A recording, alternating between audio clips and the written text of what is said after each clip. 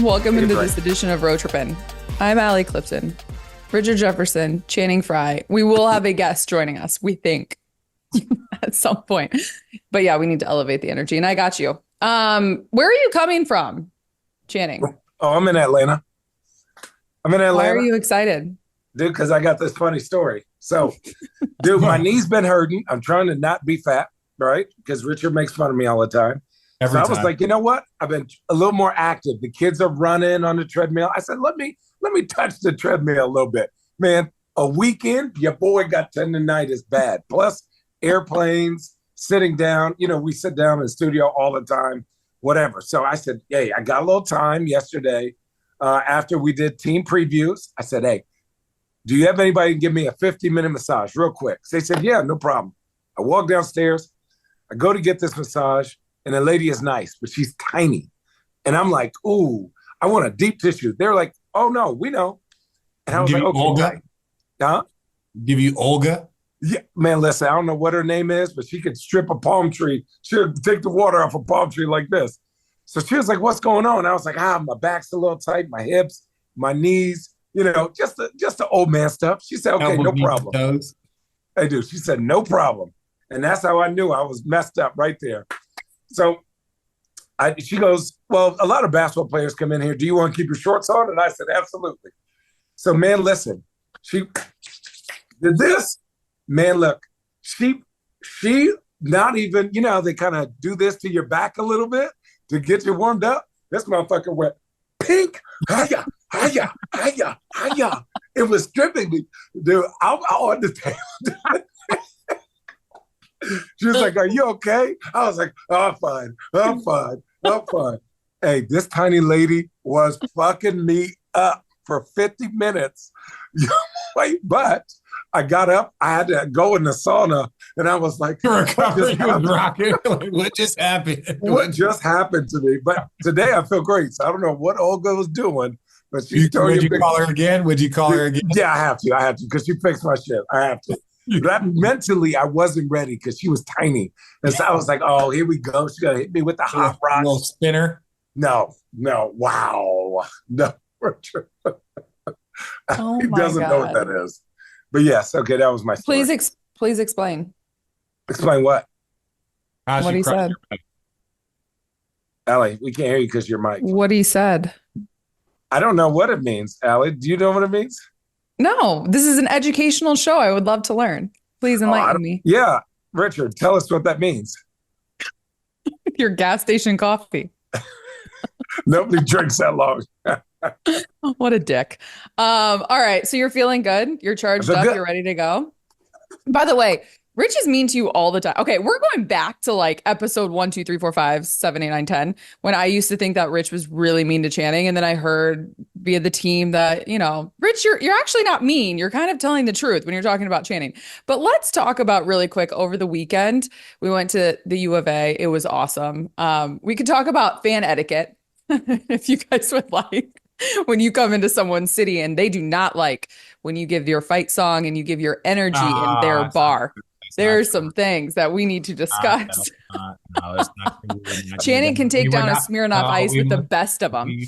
We will not give negative energy the time of day on our platform. There you go. Enough said. Don't go into someone else's city and act like you own it.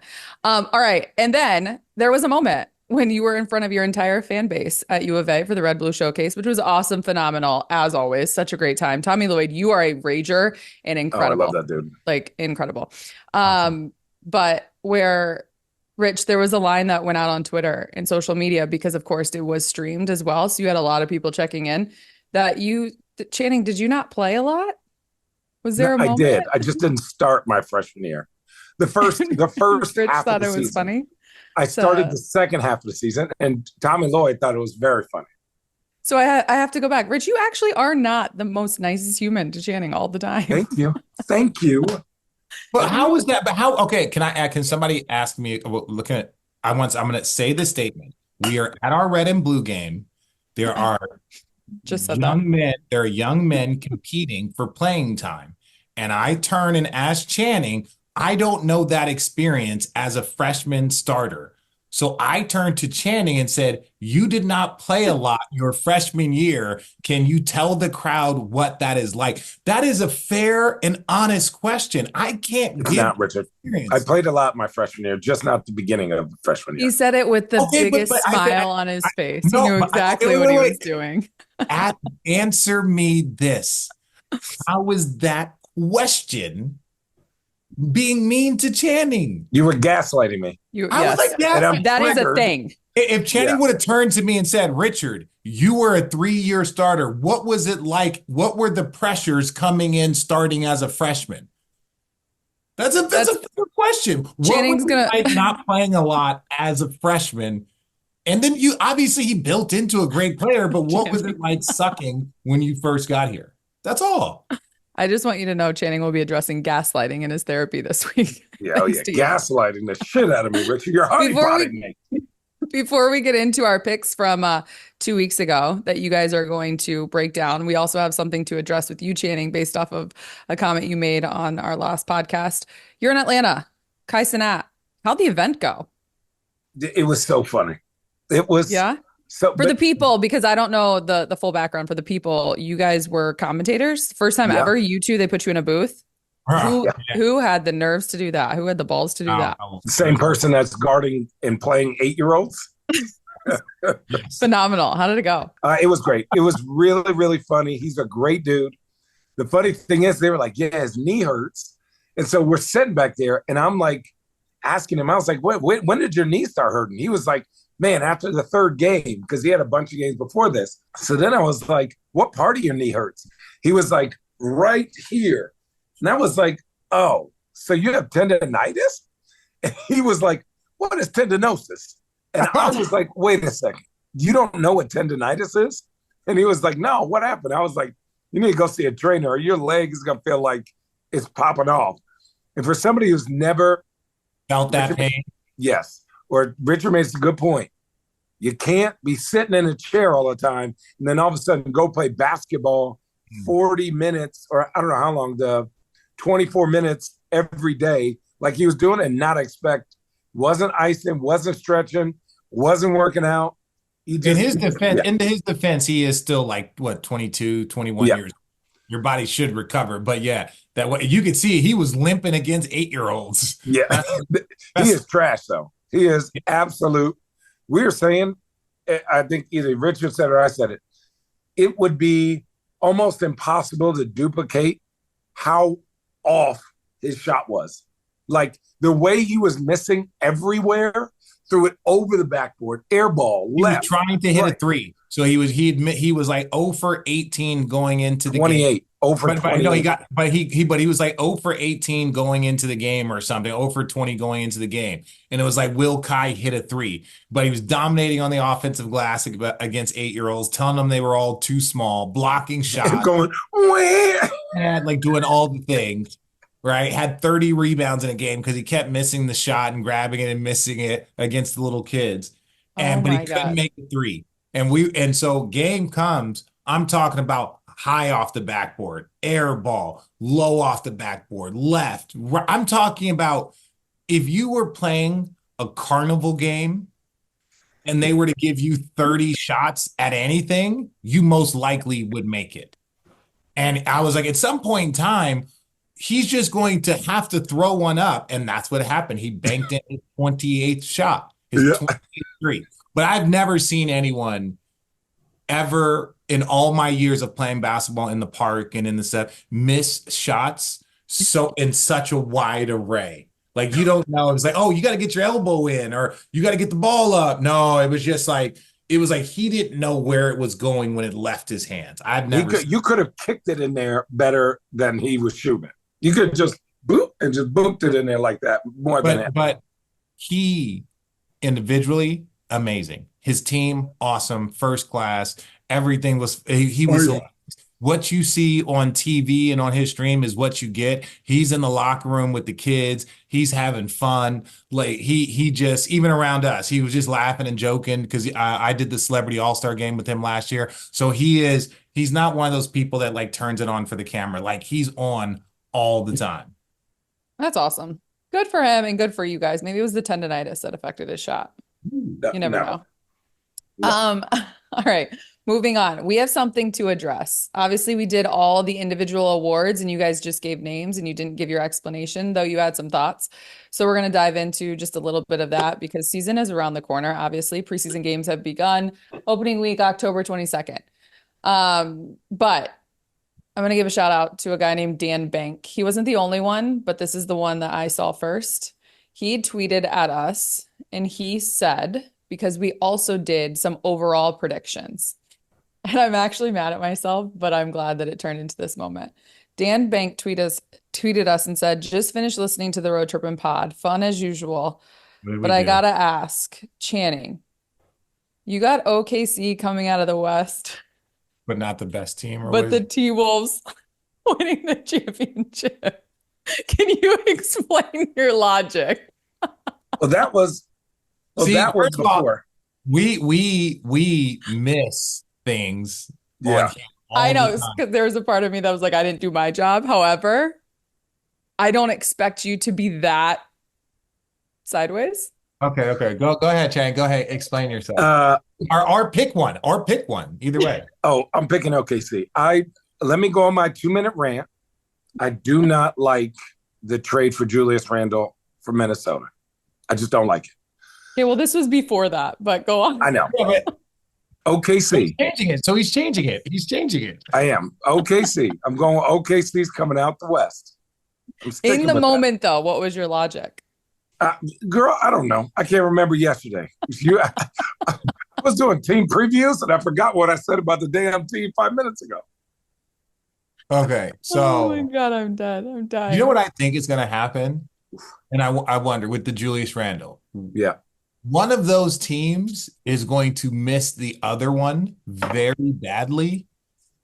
And what's so ironic about them is well, Rudy's probably the biggest like stepchild, but like Carl Anthony, no, but I'm saying like Carl True. Anthony, like he was oftentimes, one of those guys that got a lot of heat and a lot of criticism, whether it's the way he played or whatever, blah, blah. But I think there's going to come a time they were like, man, having Carl Anthony Towns wasn't actually that bad, or conversely with the Knicks, like whatever, they might be like, yeah, man, having Julius Randle might have been not been that bad. You don't know. It could be defensively, it could be whatever. You know what I'm saying? Like, if you really, because Julius Randle's a two-time All NBA, Yeah, I'm as not saying he's not good. as I'm is saying he Carl Anthony doesn't Towns. fit in that system.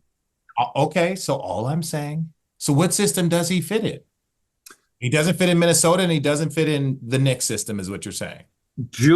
I think Julius is best served when he is the main character, and then you build auxiliary players around him. His best years were when Jalen Brunson wasn't there, and there were some role players with him in New York, but he had the ball in his hands, and he was creating and getting his buckets and rebounding, and he was the man. I've not seen Julius yet be able to play well with others and them have success and him have success and win. I have not seen it yet. So if I see it, I fair. then I'll be I wrong. I don't disagree. I think my question to you is, and if you just think Julius Randle isn't that guy, that I support this.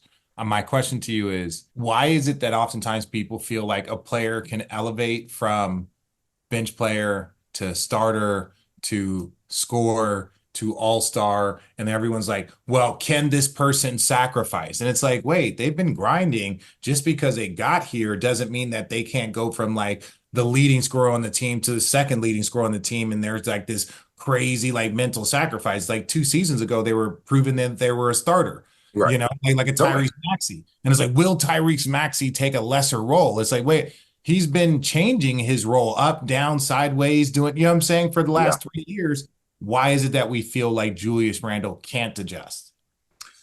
I feel like Julius Randle's, there's chemistry stuff, right? That I'm worried about. I also feel like Julius plays on one side of the court, likes one side of the court, the same side of the court that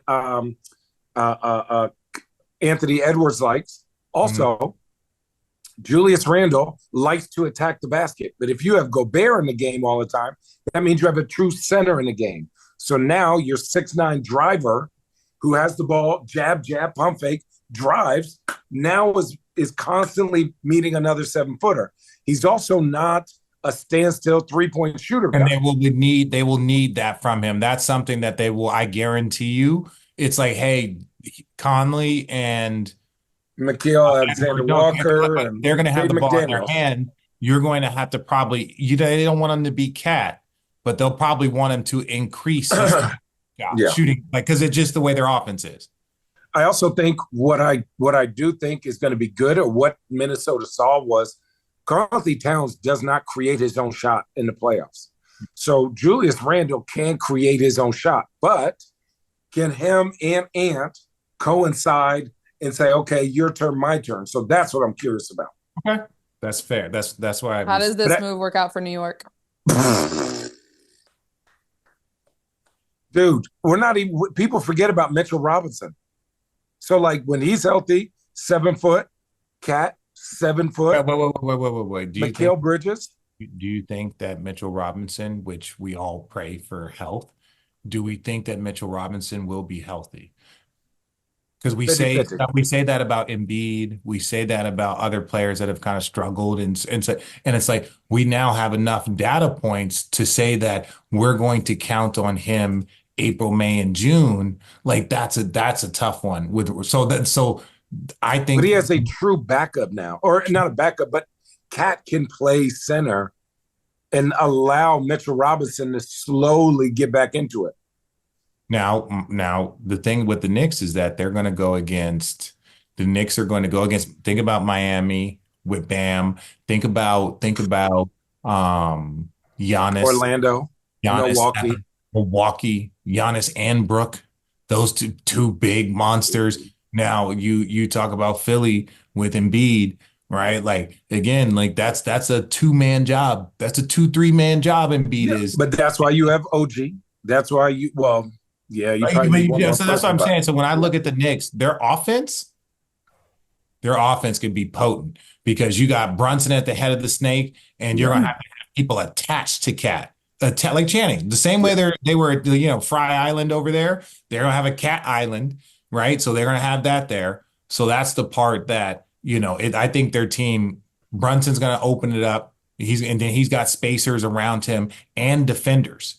So you got wing defenders, two of the best in the game, in OG and in Bridges. So it'll be interesting. This is the deepest Knicks team we've seen in a long time. So it'll be interesting to see how Tibbs substitutes guys, because now he doesn't need to play Josh Hart 48 minutes to the ground, which is even crazier. Because now you're like, oh, you get 34 minutes. That's a huge difference for guys that play with energy. Yeah. All right, you still have Boston coming out of the East? Yeah. Oh yeah. With such conviction. I just think the way that they play, Drew Holiday still got life in him. Derek White's coming off a really good year. He's going to get better. Jason Tatum, I think, is more locked in now than he has been in years past. And I think because I don't want to say he's turned into a villain, but like, he was a beloved guy. And I think now he's, kind of like. Why is he a villain? Not a villain, but he kind of gets roasted for everything he does. Jay Tatum gets roasted for everything he does. Villain's not the right word. He's become like they're very hated on. He gets hated on. He's like easily picked on. I wouldn't even say hated. Yeah, he's and I think for him, it like is going to free up. Like he's going to be like, fuck it. People like me when I win, and they hate me when I win, and so I'm just going to be me. And then not playing in the Olympics, and then Jaylen Brown getting all the awards and getting all the attention, and so now I think it's just more motivation for that team that they didn't need. Al Horford's getting a little older. Porzingis hopefully. But and again, that's where the Peyton Pritchards, the Cornets, the Hausers, guys that's where the Celtics win. That's where they win. Oh yeah, those guys that can eat up an 18-point lead in the fourth, you're fine, right? Those guys will carry you. Those guys can give you 6-8 minutes each night on any given night. Peyton probably a little bit more, but Cornet on any given Hauser, we need you to not play in the first half. We need 6 minutes from you in the third. He might go 2 for 3. right? And stay ready. That's where the Celtics win because they get to pay those guys well below their probably, I think what's the name sign, but like probably market value, Yeah. right? At those guys last year. And so for them to bring all three of them are back, right? I believe Yeah. Cornette's back, Payton's The back. whole team is back. Yeah, their whole team's back. So those three guys, they give you those 6 minutes, right? That the Knicks don't able to sub out and get those 6 minutes. Now that accumulation over the course of an entire season, then going into the postseason, when now the stars are asked to play 43 minutes, they're Yeah. far more fresh than the guys that are asked to play 46 minutes for the Knicks. If you're talking about the second, they're far more fresh because they've probably played a total of 8 less games when you've accumulated the minutes.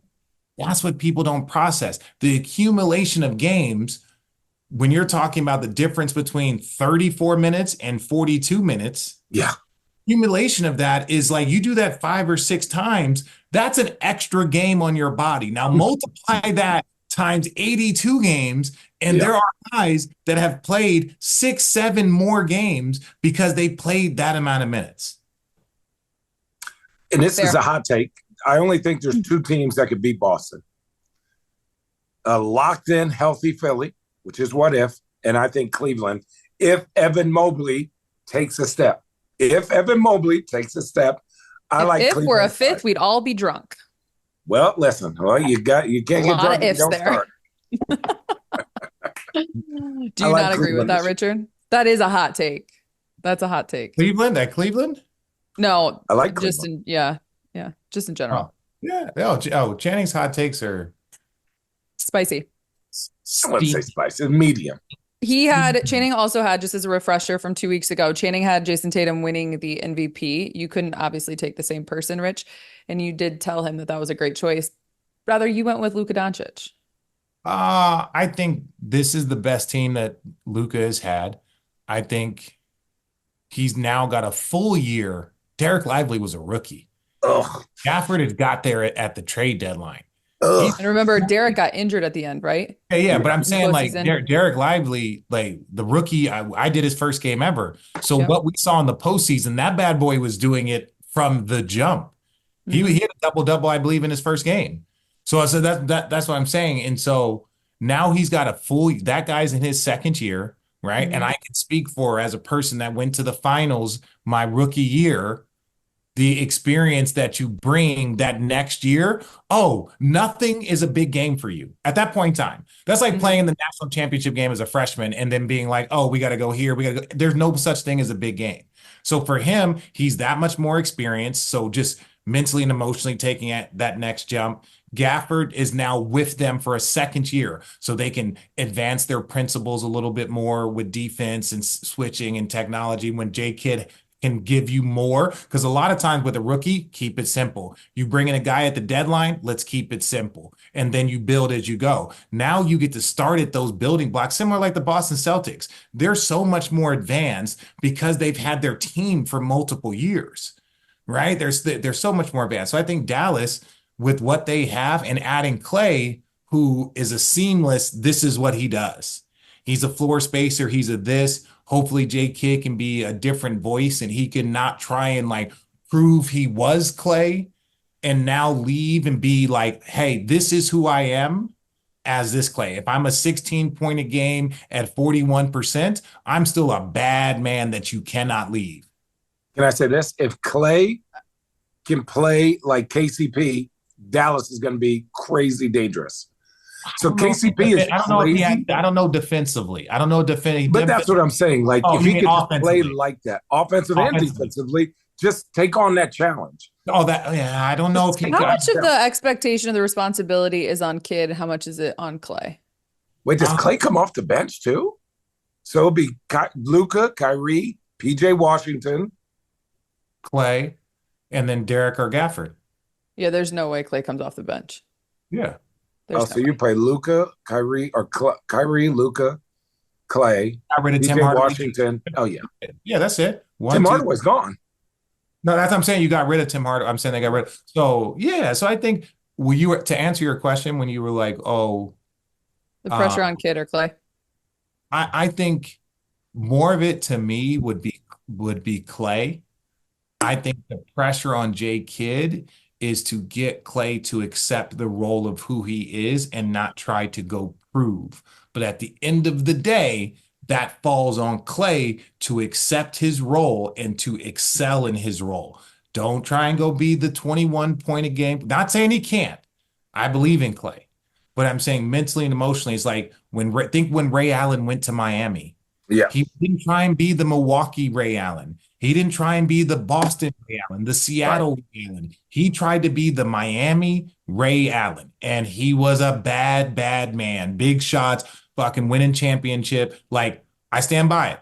Fucking stand by it. Like, Ray Allen in Miami was as important to the success of their team in a lesser role because they needed that shooting as he was in Boston being a more prime Ray Allen and winning that championship. Fair. All right, going to the most improved conversation. As a reminder, you took Wimby, Oh, Richard. easy. That's easy. Well, you didn't take him. Who Well, he did? wasn't allowed. He wasn't Richard allowed. did. Oh, Do I you was gonna remember who say- you took? nope. God, no. Who did I say? Tell me someone, and we'll see if you're right. That's what people don't understand. Shingun. You took Shingun. Shingun. Oh, Pinguini. Yes. I think having. You don't remember what we say when we're done. No, hell What no. did we say? What you said I something. got you What did I covered. say? It is my job. I will do my role. KYP. Got you. I just think that first year, Sengun was raving about Ime, but I think the rest of his team were trying to get used to being held accountable by Ime, Being coached. being coached really tough. But he liked it, right? He liked it. And so you give him, he got hurt. You give him the summer to rehab the season. But then he's also starting to become a man in a sense of like starting to get in shape. He's starting to really understand. I think he has the potential in his career to be an all-star. I think his skill set What do is you mean great. potential? He was fantastic. I know, but it's the West, and he's not going to be an all-star over AD. He's not going to be an all-star over Jokic. He's not going to be an all-star. I just think he'll be there longer than probably. So yeah, to your right. Yeah. And he's one of those guys that, like, imagine if he's one of those guys. I don't think there's that many crazy players on their team, so that if they were to be sixth at like maybe they had like one of those Sacramento years where he's sixth, then you're like, oh, they have to send somebody. They send, like, I'm saying, before he's ready, like that year before he's ready. Yeah. And I just think he's starting to figure out that his craftiness and his skill excels in this league. And so now now his teammates aren't shooting bad shots. They're running right sets. So now he's getting to learn. He may, man, is like, man, this is not target practice. Man, Dude, it's crazy. You finished third in NB or most improved last year, by the way. But did you see the jump? So he's going into season 4. He averaged 9.6 his first year, 14.8 his second, and 21.1 last year. Oh God. Hey, these boys be scoring. Holy crap. But that's also why. And look, Allie, this is the thing. Allie's I remember him being like legitimate, but when you see it over the course of like the continued elevation, just it's how many games did he play? It wasn't a lot, right? Last year. He played 63. He played 72 his first, 75 his second, and 63. And he's durable. Oh, that's a problem. Well, 63 isn't necessarily durable. He got no, up. but he had a weird injury. He couldn't have won an award. No. But to Channing's point, this year I think is the year that the numbers are up for these guys in Houston. We were talking about them possibly being in the play-in, which they were right there at the end. That was what we had discussed. Whatever. No, but that was the growth that we had talked about. When I said that they were going to be in the play-in and possibly make the playoffs, everybody was like, what the? And I like to take my victory lap. So I think this is the year that if those guys make that same jump, as Allie just said, from 9 to 14 to 21, let's say he gets to 23 and plays 75 games. Now, all of a sudden, with the guys around. Yeah.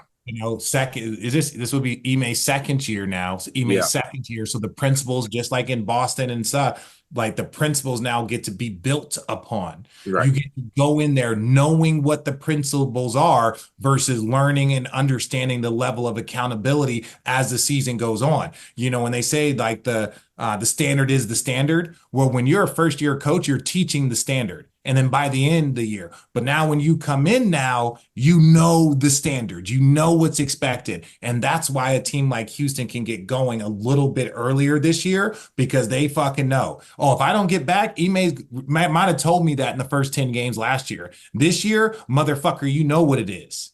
Yeah. And that's the way Ime real talk, that's the way Ime talks Oh, to he him. does talk. That's the way he talks to him. And I, love Ime. But he is. That's where I like Houston. I think they get to build on, if they're healthy, I think they get to build on what they did last year. I have two more thoughts for you guys, and we're going to kind of make this into even a broad conversation. You have Wemby for most improved. You guys both took Wemby for defensive player of the year, and I allowed it because he's just different. But I do want to ask you to give why you think Wemby for most improved, Rich, but also where you guys think that jump is going to come from and what you expect to see. Because you also, since our last podcast, Richard, spent time with Wemby in San Antonio. So you've seen him. Wemby's a legend. Wemby's a legend. Did he put on muscle? Did he put on in your eyes? I didn't know. He was wearing like he was fully clothed, so I didn't see him work out or anything. But I did get to go to San Antonio for an event and surprise my kids. They had no idea. Wemby is their favorite player. So I had to go there to shoot a commercial. I can't say who it was for. I go to shoot a commercial with my girl, Cenat, shout out. And so I tell my boys like, oh, don't worry. Like, hey guys, will you guys come? Daddy's got to go to work. So you guys are going to come with me on a trip. Cool. No idea where we're going. No idea what we're doing. So we get in there and we're sitting in the production meeting and they're just kind of bopping around. And the lady, because we were at the Spurs facility, so they thought that was cool or whatever. Like, Daddy, do you think, because I told them we were doing something with the coach. So they get there and the lady goes, yeah, so Wemby will be here probably at the end of their eyes. The minute she said Wemby goes, and they lost. And I'm like, if you're not good for the next 5 hours, you will not get to see. I will send you home. I will call a taxi and send you back there. You actually had Phoenix worried all day. And they were so well behaved. They get Poor there, kids. And Wemby was an absolute legend. Took pictures with them, signed basketball cards, was juggling with them, just hanging out, right? Wemby was awesome. Nothing but love. Now, to answer your damn question, why do I think Wemby will make a jump? I don't. I think Wemby's going to make his normal jump. But if we look at the history of the award, it typically goes to a top pick that turns into an all-star. If you look at Ingram, Ja Morant, you go look down the line of guys that have won most improved. More times than not, it is players that have made a jump. Tyrese. Who? Tyrese Maxey. And it was like last year we were trying to figure out if he was a max player. Last year they were like, look, Tyrese Maxey's worth the max, but the 76ers are going to wait. Any other team would have given him the max, right? Like if they weren't like in the 76ers, we're trying to maximize like Joel Embiid's role. So you took a kid that would have got maxed last year, had a hell of a season as expected, and you give him the most improved. And Tyrese is a bad man. I'm just saying it doesn't go from that guy that goes from like 8 point a game and then explodes to 15. It goes to the guy that was 18 and turns into 24. And you're like, how can the number 2 pick in the draft? How can the number 1 pick in the draft be most improved? Can Honestly, Victor Wembanyama be an all NBA player? What? Yes. This year. No. Oh, he will be. He will be. I think he will be. He'll be defensive player. Who's going to go off it? I don't care. Somebody make room. That's not his worry. Yeah. I think at worst he'll be third team. If you talk about defensive player of the year, when was the last time the defensive player of the year didn't make all NBA? Jaren Jackson Jr. There we go. Yeah. I think Wemby is going to make a huge jump because he's playing with fucking Chris Paul. I just think he's going to get spoon-fed. Last year he was clawing and scratching to get plays ran for him. It was all over media. It was watching the game. Those guys just don't know how to get him the ball Well, now we have one of the best point guards ever to play the game on his team. And then also, he has a year. Think about the confidence he's coming from the Olympics. And let me say this, because this is a new thing. I think now, I don't want to say a new thing. I just think we've seen a few transcendent players come in, right? We saw it with LeBron. He came in and it was just so fast. The Cavs organization was like spinning, trying to catch up. And so he just didn't have enough talent around him. And so so he ended up leaving. Luka, that was kind of the thing. It's like Luka's like, all right, bros, I showed up here and I proved to be a top 10 player by year 2. Where's my talent? I don't care where's my talent? And they put it around him. Same is going on with Wemby. I think Wemby, they weren't in another year of him losing 60 games. Oh, God, they wasn't in that. You go get Harrison Barnes, you go get Chris Paul, you go do those things. And Harrison, we know Harrison's a vet. Shit, I throw it to the best player, right? I throw it to the best player. Like we know that. And so it's like Wemby's in the game, and it was like there was a lack of touches and offensive flow that he had last game. Harrison knows Harrison's a high-level basketball guy. So he knows, get that ball to Wemby. Not like, oh, we're going to go run the offense like they had the young group and they couldn't get him the ball. They didn't have a point guard. Harrison's going to throw on the ball. Chris Paul's going to throw on the ball. So he's going to get his touches. And then, in my opinion, the rest of the dudes fall in line. The Keldon Johnsons, the Devin Vassell, those guys all kind of follow where the veterans go. Because Chris Paul, he's not like, it's not his team, but he's going to constantly be directing them in what is the right thing to do, like he should. Here we go. To your point of, at the very least, being third team, I'll spin this for you. I got it. You mentioned Chris Paul 2 seasons ago. He was on third team. Last year's third team was Devin Booker, Steph Curry, Tyrese Halliburton, LBJ, and Domantas Sabonis. So he can crack. There's no doubt in my mind that Wemby, people are saying him as an MVP candidate. Dude, that would be crazy. They'd have to be top 6. They'd have to be top 6. Top 6? That's it? What do you mean that's it? They were the worst team. They won 20 games last year. No, but I'm saying because that's what Jokic wanted. Jokic wanted, and if they start doing that plus minus with him off the court, on the court, Jokic wanted as a top 6, but exponentially as an individual as well.